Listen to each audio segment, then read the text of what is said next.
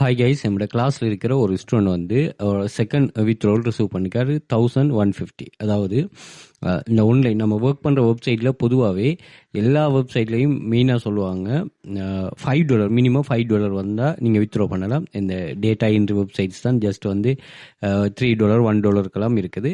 But இவங்க வந்து ஒரு $5 இந்த காப்பி பேஸ்ட் பண்ணுற ஜாப்ஸை, மைக்ரோ டாஸ்கிங் சைட்ஸை, நம்ம சர்வே ஒரு வெப்சைட் சொல்கிறோம், இது எல்லாமே $5 வந்தாலும் நீங்கள் வித்ட்ரா பண்ணி எடுக்கக்கூடிய மாதிரி தான் இருக்கும்.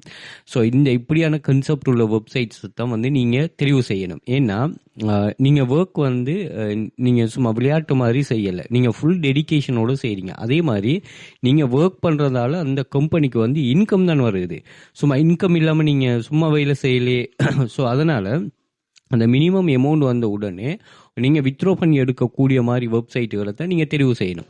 அதை விட்டுட்டு நீங்கள் வித்ட்ரா பண்ணால் ஆக்கள் சேர்க்கணும், வித்ட்ரா பண்ணால் திரும்ப அதுக்கு காசு கட்டணும், இப்படியான ஒரு ஸ்கேம் சைட்டுகள்லேருந்து தயவு செய்து விலகிக் கொள்ளுங்க.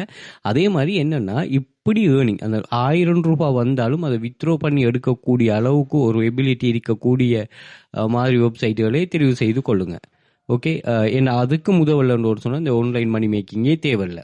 ஓகே, இப்போ இவர் $1000 ஏர்ன் பண்ணிருக்காரு, ஒரு ஆள் வந்து 13,000 வித்ட்ரா பண்ணுறா, ஒரு ஆள் வந்து 10,000 வித்ட்ரா. அப்போ ஒவ்வொரு ஆளுக்கும் தேவை என்ன செய்யுது, வித்தியாசப்படுதானே. அந்த தேவையை இது பூர்த்தி செய்யணும். அது $1000 சரிதான், $100 சரிதான், $1,00,000 சரிதான்.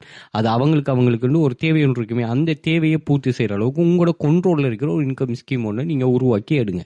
அதே மாதிரி நம்மளோட கிளாஸஸ் எக்ஸஸ் பண்ணும்போது அல்லது நீங்கள் வெப்சைட் தெரிவு செய்யும்போது ஸ்டார்ட்லேயே நிறைய விஷயங்களை வந்து நீங்கள் லேர்ன் பண்ணி கொள்ளுங்க. பொதுவாக இந்த கிளாஸ் ஜாயின் பண்ண போகல, ஏன்னா நீங்கள் இந்த என்னத்தை படிக்க போகிறீங்க, நீங்கள் எங்கேருந்து ஸ்டார்ட் பண்ண போகிறீங்க, என்ன விஷயங்கள் நீங்கள் ஆரம்பத்தில் இது பண்ணலாம், அதுக்குரிய டீட்டெயில்ஸை நம்ம ஷேர் பண்ணுவோம். இப்படி 2000க்கு மேற்பட்ட ப்ரூஃப்ஸ்கள் இருக்குது.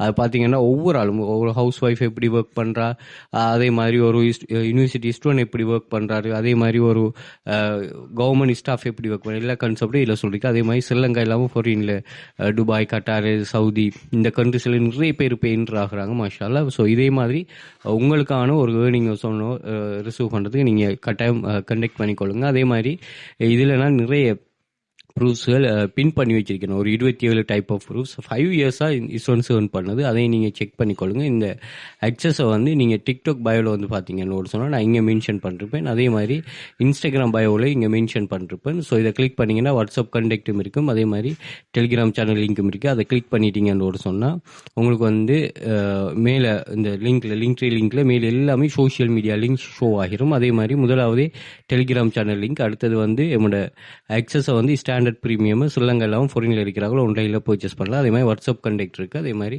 வாட்ஸ்அப் குரூப் கண்டெக்ட் இருக்குது, ஜாயின் பண்ணி